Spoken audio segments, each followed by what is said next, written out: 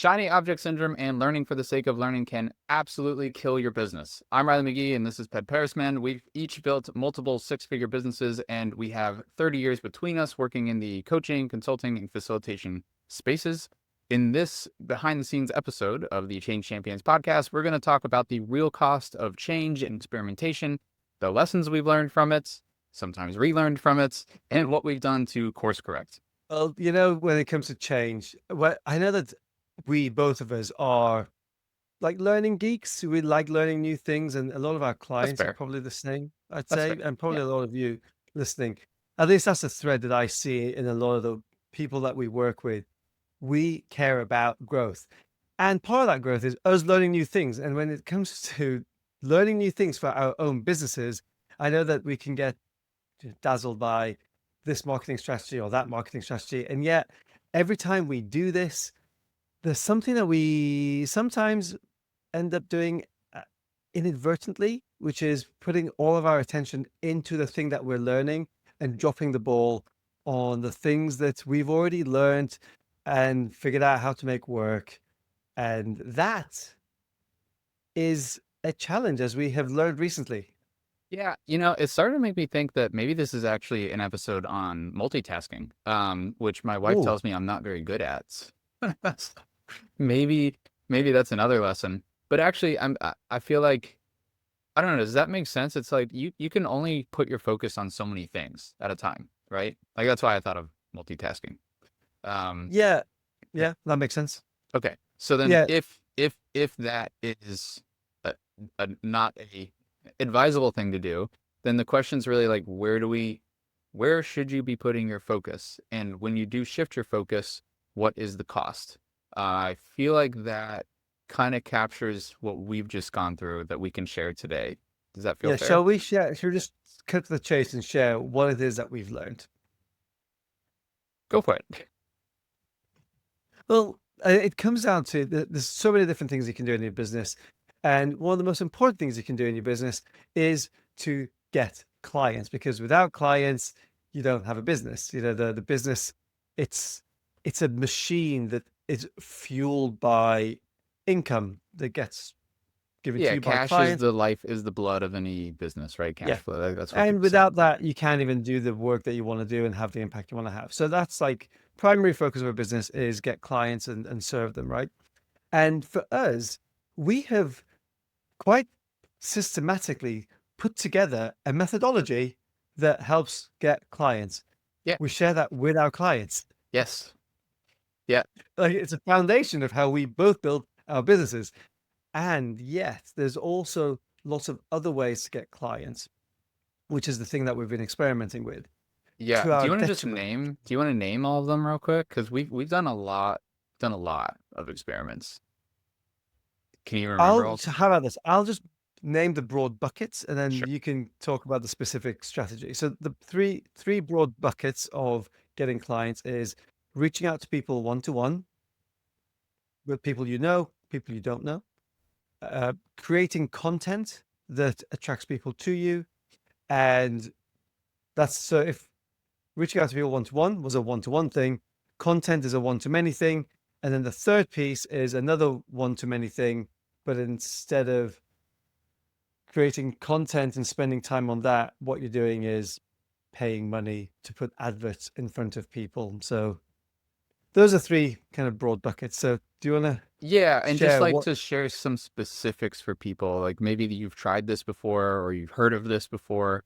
So one to one, there's cold DMs, there's cold emailing, there's warm um approaches. And I mean, I've heard so many things over the years. Like people have told me about the prosperous coach or or just, going to networking events or BNI or there's so many different things. And this is actually the core methodology that we teach, authentic outreach. Not only does it work for warm audiences, always warm is always better than cold, number one. But number two, we talk about how to turn cold into warm before you're actually like pitch slapping them. We talk about that's all the one-to-one stuff.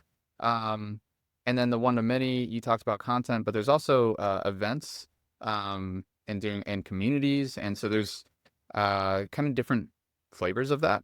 I'll just leave Yeah, it at that. And then the paid non-organic stuff, you're actually technically you're still kind of creating content, really.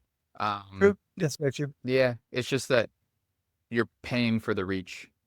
That's really the primary Right. difference. Yeah, And it's a then time horizon thing, the right? Because yeah, if you're starting from scratch, yeah, content will take you time yeah, to refine and get better, whereas ads will give still take you time.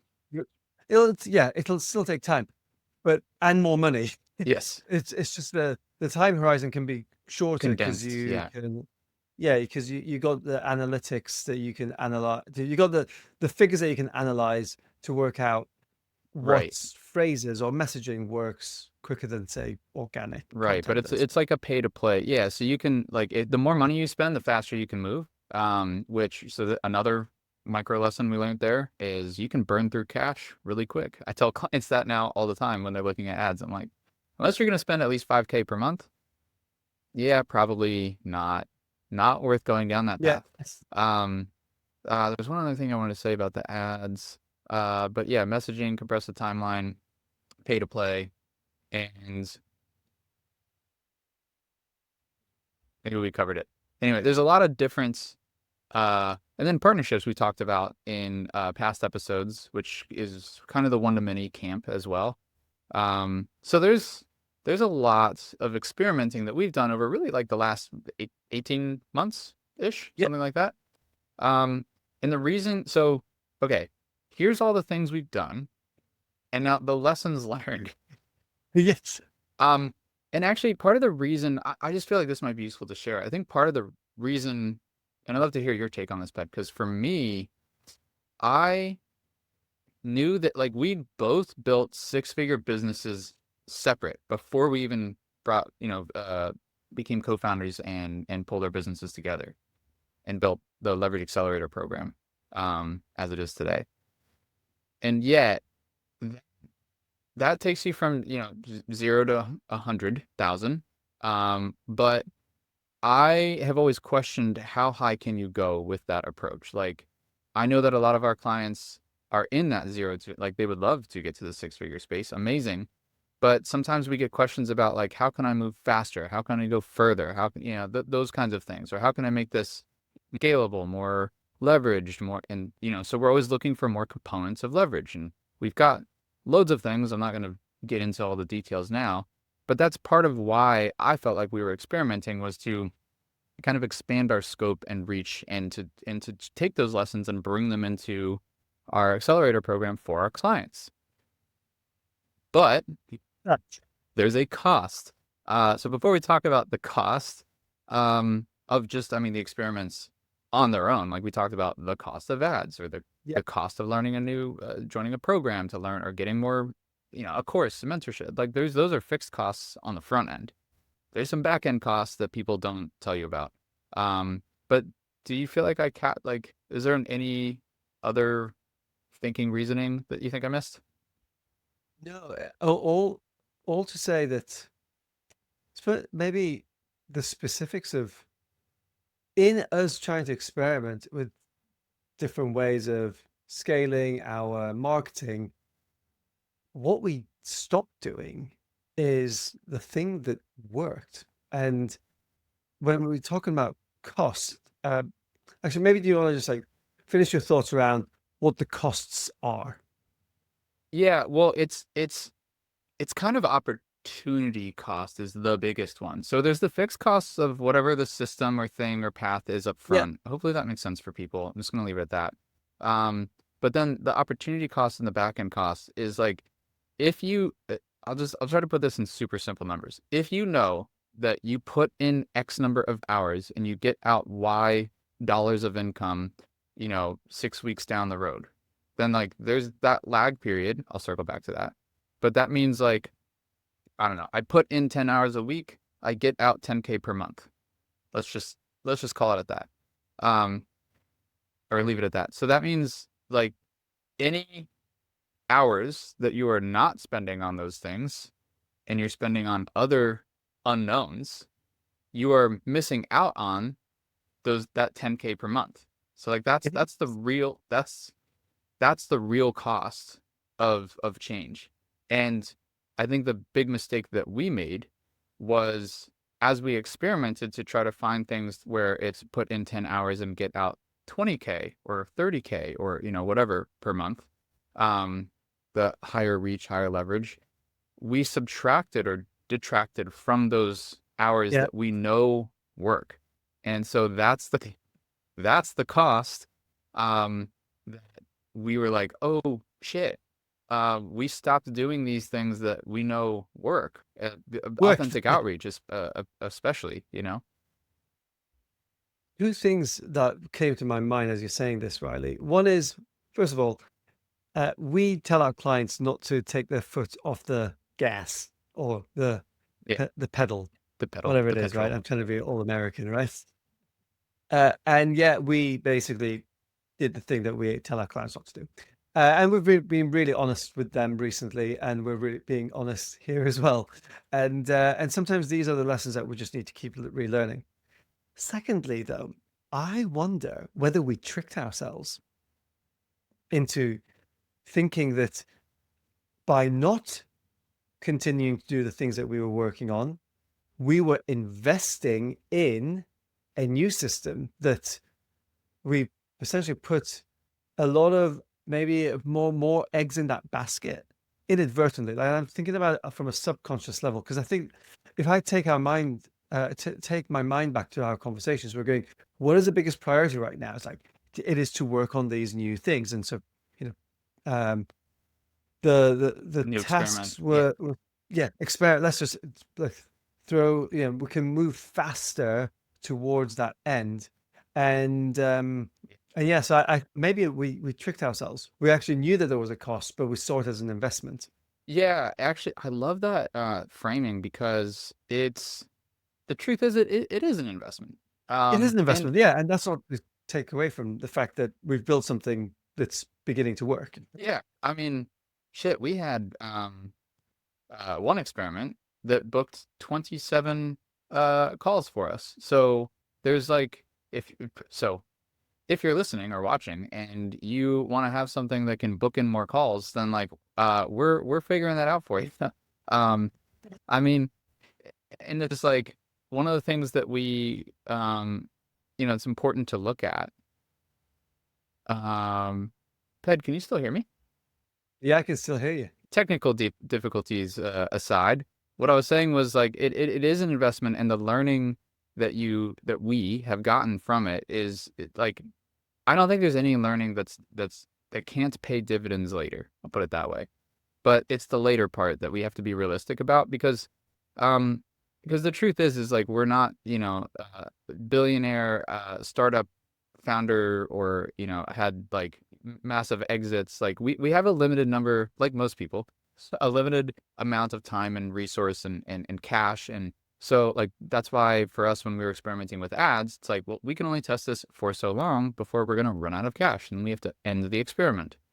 And a lot of cool things learned from that. I'd love to circle back to it sometime, but we just, I mean, God, we even had clients, Bed, that were like tested ads, and they said, "Oh, we got a better ROI on authentic outreach." And I was like, "Well, I'm Right. gonna try to figure this out anyway, instead of listening to like our clients." But the point is like the learning and it is an investment, but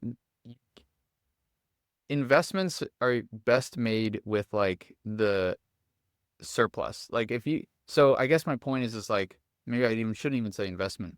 Like it's more worthwhile to double down on the thing that you know works best. Like that's a safer Yes. bet. And if you don't have like if you have a massive pile of chips like at a poker game, then sure, you can like take every hand that you're dealt. But otherwise you got to be a little choosier and it's like what's the thing we know works?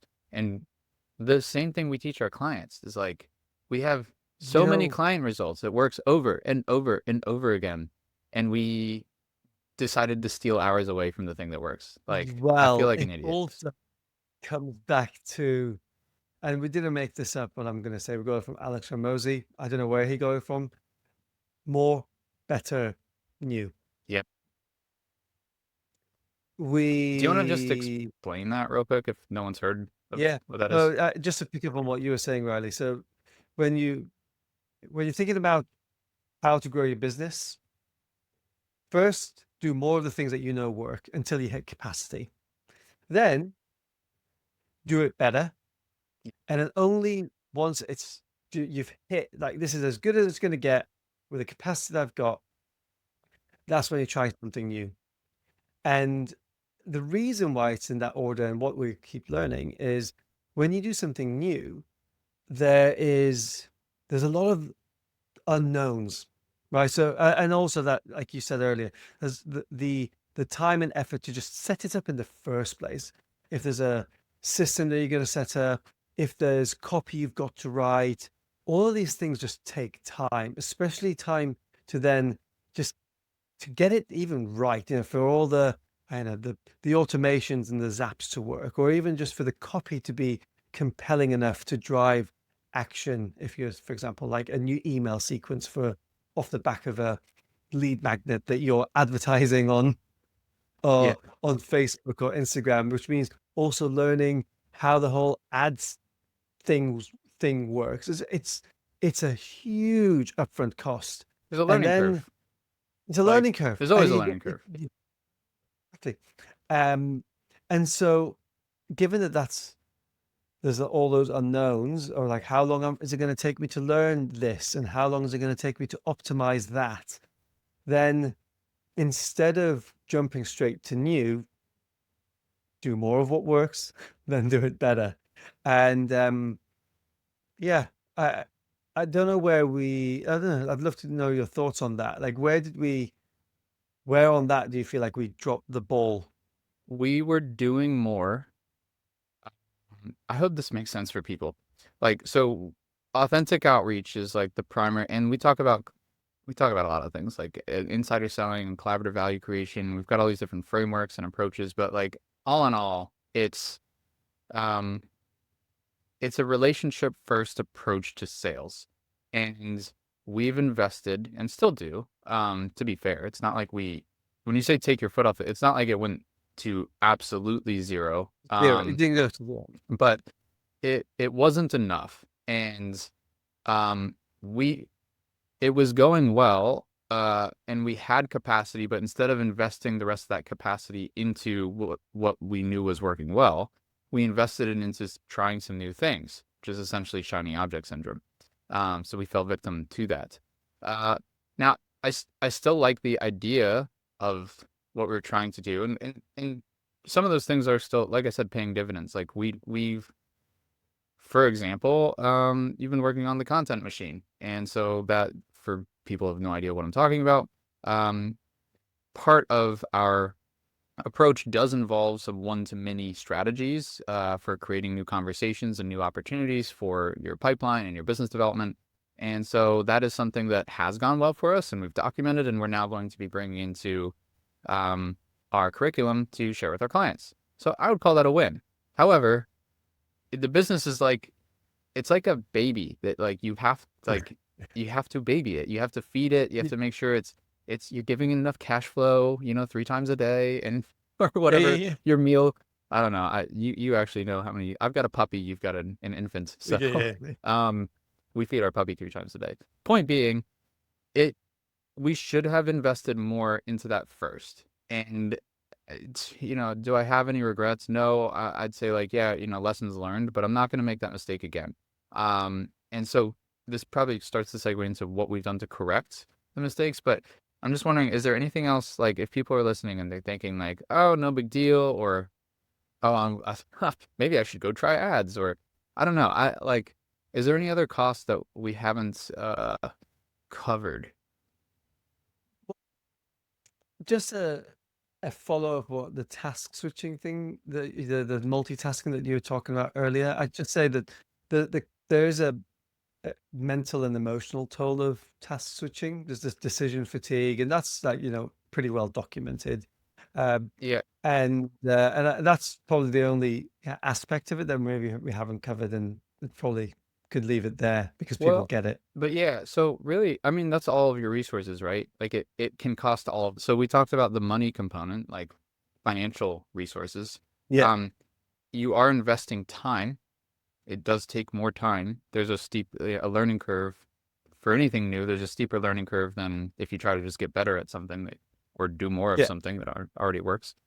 And then there's the energy that goes into it as well. So yeah, Yeah. there's lots of costs to Well, change. off the back of that, then, Yeah. Riley, what have we done to tell the audience? Like, what have we done I to mean, address that? it's not that sexy, Ped. It's like we're just like, okay, lesson learned, and we doubled down. Really past like couple of weeks, I would say.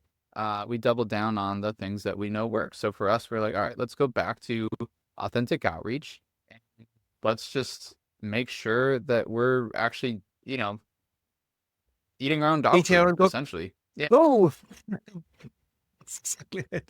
Um, and actually, Riley, I think there's another lesson here that I'd love to like just get your thoughts on because it's still implicit in what we're saying, right? It's not like we're saying don't do anything new. So what, how do you describe where we've landed in terms of, yep, do more of the things that we know works, and yet, geez, like we're still going to work on the new stuff that has the potential to help us scale things more. Yeah, it so I think it depends on where you're at.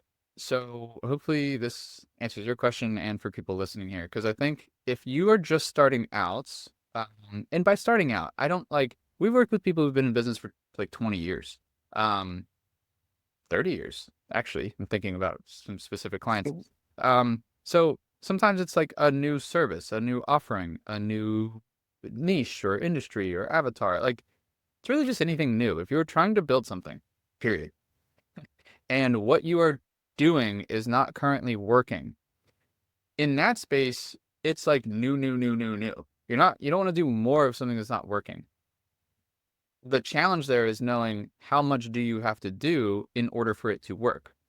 And that's where for us, we know how like it's all like we've been doing this for years. It's been documented, so we know exactly how much you need to do in order to see results. And so remember earlier I talked about that 6 week 10, lag yeah, time. It's yeah, like you have to appreciate some things. Like it's not just like turning on a faucet. It's kind of like revving up the engine or warming up the car or something. And yeah, so mm, that's why having a proven roadmap or system makes sense. And shameless plug for Network and Sell. There should be a link down below if you're interested in that.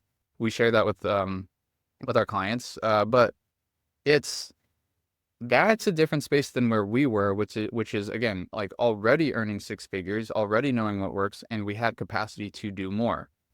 And I think the mistake that we made was at that spot where you should do more first and max it out before you make changes because otherwise you're kind of dipping below the threshold and like eating into runway and eating. And it's like, that's not ideal. Does that make sense? yeah.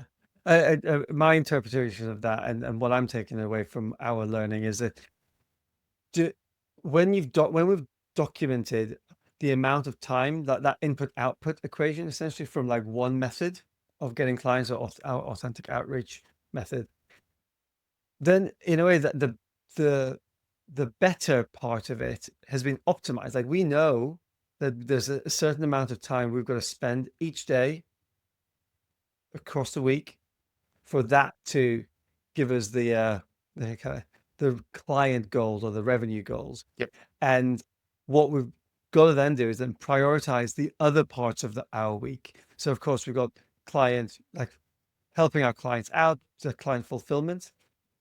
That's that. And then there's that sweet spot in the in the middle, right? It's okay, how else am I going to use the rest of that time versus what I think we did and what we've been essentially just expressing here is we dipped into more of that time for for authentic outreach than we should have done.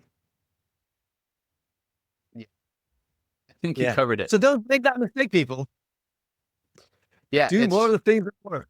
It doesn't have to be that complicated. Like we were saying, it's just, I, there's a difference between knowing what works and doing what versus like I wish there was a more succinct or sexier or memorable way of saying this, but it's just honestly, this is something I just shared in our community with our clients recently, Pet. It was just do the unsexy work. And that was kind of like the reminder to all of us, but ourselves as well, which is like it can be boring. Like building a business, like it sounds nice on paper, but the actual Yeah. work that goes into it, like we were just talking earlier, or was it last week about um just if you look back in time, like what are the different strategies that people had to use to build a business um and shit, I remember the first business I started, I literally just printed out flyers and tried to find different places to Right.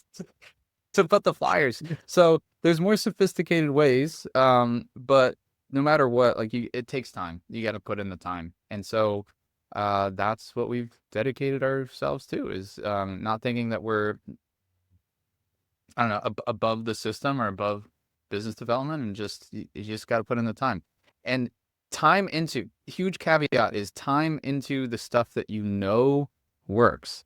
If you don't know if it works, that's a different story. That's not what we're But talking about. if you don't, and here's, I mean, maybe we'll finish off here. Riley, you've already mentioned it. If you don't have a system that works, we have one for you. It's a network itself. So make sure Well you done, go and Pez. check that out. Yeah. Excel.com. And if you're not joined, if you haven't joined our newsletter, please do that as well. Leverageaccelerator.co is where you can sign up for that. I think we can leave it there. See you guys Yeah. next time. Bye bye.